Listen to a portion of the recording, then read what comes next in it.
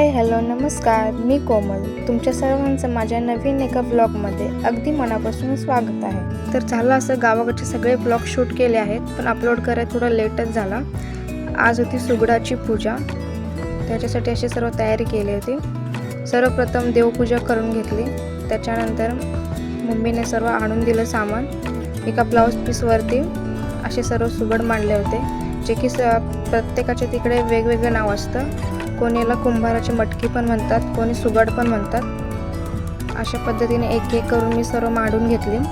मम्मीने दाखवलं तशा प्रकारे सर्व मांडून घेतली. सर्व सुगडांना हळदी कुंकू लावून अक्षता, फुले आणि त्यामध्ये बोरं, ऊस, पावट्याची शेंगा, तिळगुळ, गव्हाच्या लोंब्या, शेंगा, थोडे तांदूळ आणि फुले टाकून सर्व छान अशी पूजा करून घेतली.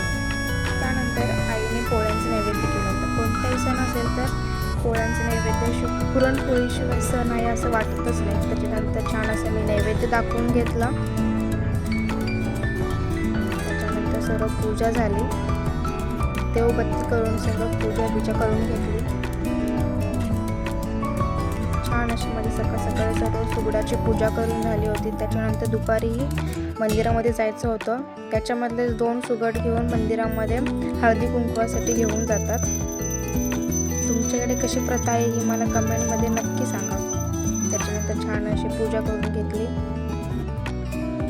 तसं तर ही माझी माहेरची दुसरी संक्रांत आहे. पहिल्या वर्षी काही कारणांमुळे होऊ शकली नाही, म्हणून यावर्षी गावी येऊन करायचं ठरवलं. सकाळीच खूप छान अशी सुगडाची पूजा करून घेतली. आणि हे माझं माहेरचं छोटंसं मंदिर आहे, जे की खूप छान आहे, छोटंसंच आहे. आणि फायनली माझी अशी काही पूजा मांडून झाली होती.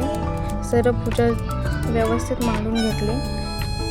त्याच्यानंतर नैवेद्य झाला आणि असं काही, आणि पूजा झाल्यानंतर माझ्या मंदिरासमोर असं काही सर्व लोक दिसत होता.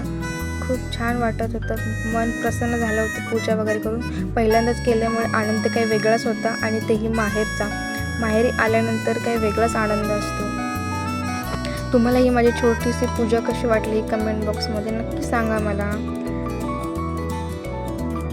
चला तर मग भेटू एका नेक्स्ट व्लॉगमध्ये. तोपर्यंत बाय. व्हिडिओ आवडला असेल तर लाईक आणि सबस्क्राईब